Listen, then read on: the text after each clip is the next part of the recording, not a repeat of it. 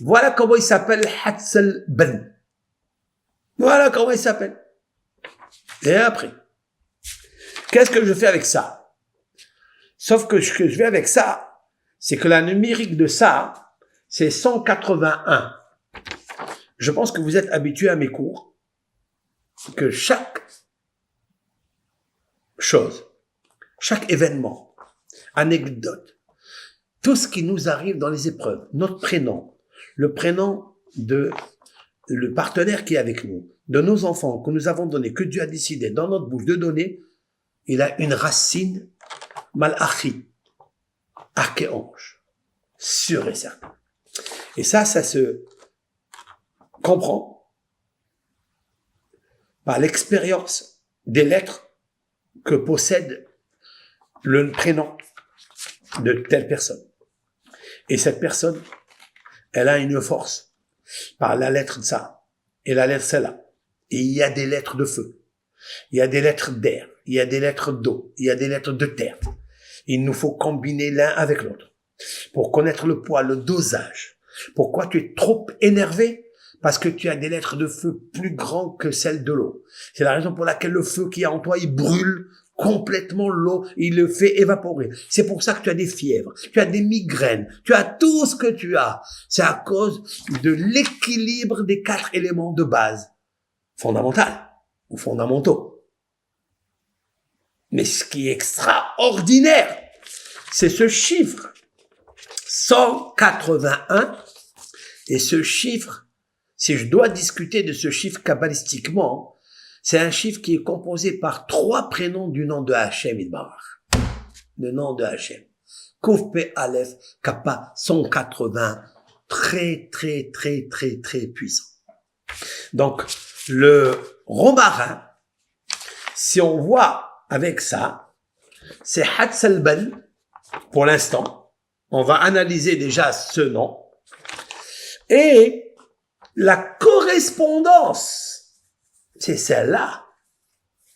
Qu'est-ce que j'ai dit hier, avant-hier, que ce soit en français ou en hébreu, que le milieu de la Torah, 304 805 lettres, elle commence par la lettre Bet, Bereshit, elle termine par la lettre Lamed, Israël, mais le milieu du mot de la Torah, c'est celui-là.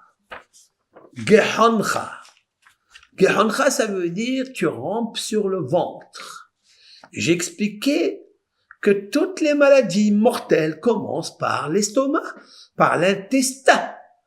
Et c'est là où nous faut guérir. Mais ce qui est magnifique maintenant, c'est que celui-ci, c'est le plus grand guérisseur de tous les maux, M-A-U-X, de toutes les pathologies, tous les tahaloïm, les maladies, les marchovim, c'est-à-dire les douleurs. C'est celui-là. Voilà. Hatsal Ben. C'est incroyable. Bien sûr, si on peut faire des mélanges avec la rota, hein, alors là, c'est incroyable, c'est encore plus grand. Mais ça veut dire que celui qui va guérir notre estomac, le gahon, c'est le serpent. Le serpent, c'est lui, l'estomac. C'est le premier cerveau du corps humain. Quelqu'un dit que c'est la bouche. Non, la bouche, c'est juste un vestibule. Un vestibule, tube oral, c'est-à-dire vocal, qui fait passer la nourriture. Mais tu te rassasies pas ici. C'est ici, quand elle descend là, tu te rassasies. Et l'estomac, combien il est important.